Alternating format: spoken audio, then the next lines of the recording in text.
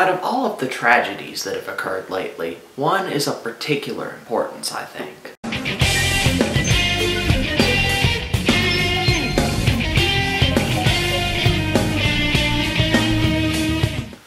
That would be the unfortunate and unnecessary death of Leelah Alcorn. If you have been hiding under a rock or otherwise not paying attention, this is a particular young woman, transgendered, who committed suicide because she felt that her parents and the world just would not accept her for who she was. And based on all the facts that have come to light so far, who could argue with her? If you read up on what her parents were doing to her and making her endure, yeah, I would understand her desire to escape from life itself because of that. It's not something like, well, they didn't accept her, wham.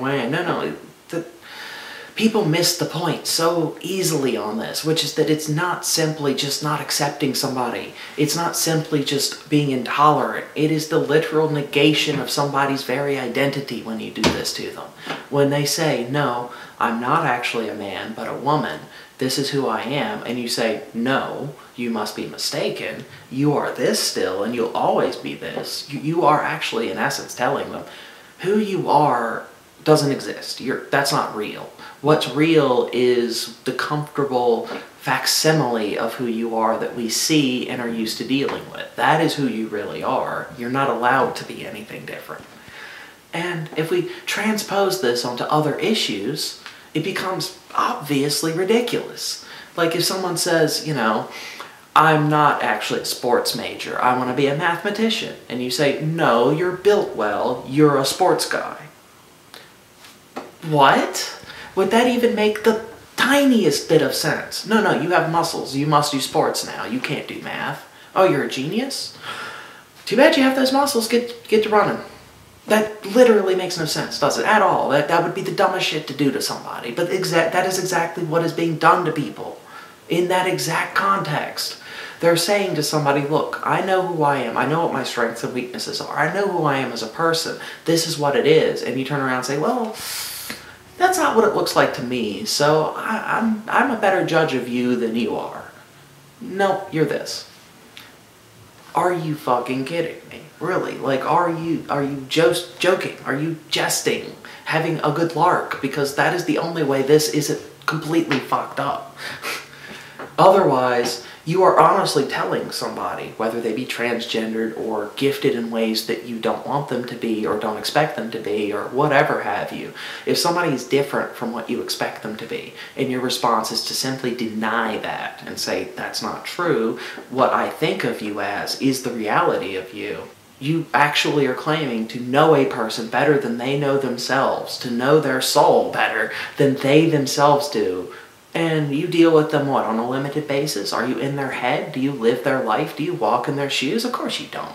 Yet, somehow, you, if you are doing this, feel so qualified as to make personal, complete judgments on another person and the totality of their being and identity. Does that really hold up? Does that make sense? Does that seem fair, nice, kind, human? Does that seem like a thing we should do to somebody? No. No, if you actually break it down, you can admit, anyone can, that if this was done to you, you would hate it. If this was done to you, it would ruin you. Especially if, let's say, I don't know, your parents. Oh, but I'm a nerd, right? But your parents say, no, you're going to be good at sports. You don't have a choice now. You just are, because you're a boy, thus you must sports.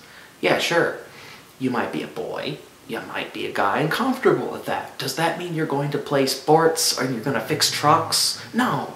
There's this whole other video I did. If you missed it, you should check it out down here, where I talk about my own experiences with this. But this is universal. This concept is bigger than transgender. It's bigger than LGBT. It's human-wide, where we as a people are far more comfortable putting people in easily assigned square pegs to their square holes, and you're not allowed to be different. You're not allowed to be other than what people want or expect you to be generally. And that level of stifling of people's very identities ruins them. Even if it doesn't drive them to suicide, even if it doesn't wreck their entire life, you have taken from that person a vital element of who they are. And if they're told they can't be this thing that they know they're supposed to be, you've put a hell of a dichotomy in front of them. Either I can go against everyone, feel the rejection and scorn of my peers, maybe the violence and hatred of them depending on the issue, or I can pretend to be something I'm not and be miserable to survive. What part of being a decent human being includes this? What part of being good to your fellow man allows for this kind of treatment? None, I would think. And I think if we take the particular letters and causes out of it and strip it to its core, no one could look at this and say, yes, that is a fair thing to do to another human being because I'm uncomfortable or because I think I know something. No. Let's be real. Let's break it down. When it comes to another person's circumstances and situations, you don't know. You might think you know. You might think you have a good idea of what's going on, but the person who knows best the situation they are in, how they think, how they feel, who they are, what they have to do to survive is the person in that situation. They themselves are the only ones who are truly qualified to make that distinction. And if you think for a moment that you have some better right than they do to tell them what they should be, then shut up. Just stop talking to them. You are a harmful influence to another person, and the best thing you could do for them is to shut the fuck up and walk away from them. Stop poisoning other people with your misguided, ridiculous arrogance that claims to know where everyone should be and what people's purposes truly are. You don't know who I am. You don't know who these other people are, and for you to pass judgment on them as though you do is sanctimonious arrogance. It makes you a piece of shit. You know what you could do? Instead of passing judgment, instead of trying to force people to conform to various things that you think they should, you could learn to accept them for who they are. Maybe even love them as a fellow human being, in a fellow human being condition that we all endure together on the same planet, in the same lifetime, doing mostly the very same things. You would be surprised if you're fearful or ignorant and hateful of the LGBT community, how just like you they are. Well, you might be horribly uncomfortable, but the truth is, none of us are that different from anyone else. We're not. We shit, shower, shave, to put it bluntly. We all bleed red, right? There's not really that much of a difference. It's all cosmetic. It's all wrapped up in who we are, not you. It has nothing to do with you.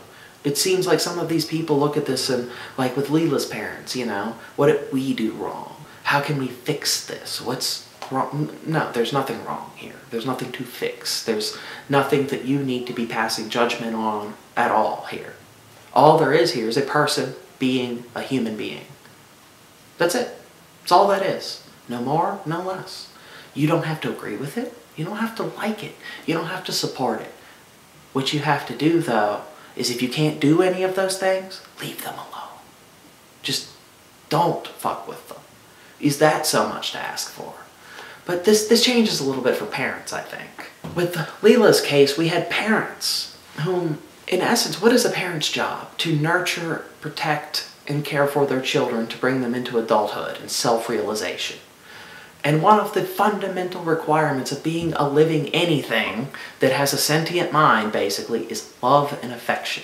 This is fundamental, basic, simple shit, where positive reinforcement makes you feel good. But it's more than that.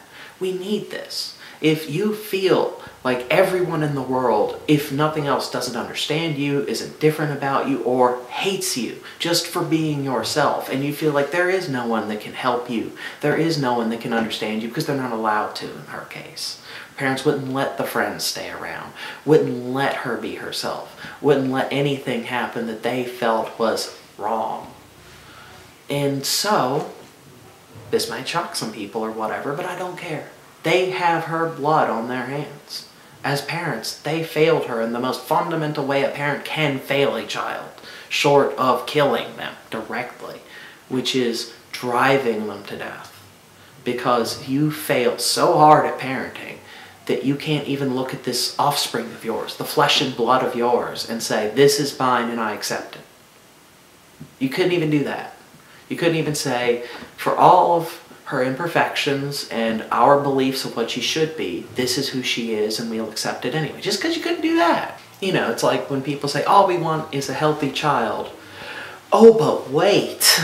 A healthy child who conforms to gender norms, standards, who doesn't create any ruckus or hullabaloo, who doesn't make us have to think uncomfortable thoughts about our own positions in life, and who doesn't really challenge anything and basically doesn't do anything that we don't want him to. Wait, we're talking about children now? I thought we were talking about bricks. Like, because at this point, you're basically not asking for a person anymore. People are contradictory. People are full of drama. They're full of confusion. They're full of uncomfortable facts because they're people. They're bristly and wild and messy, just because it's the human condition.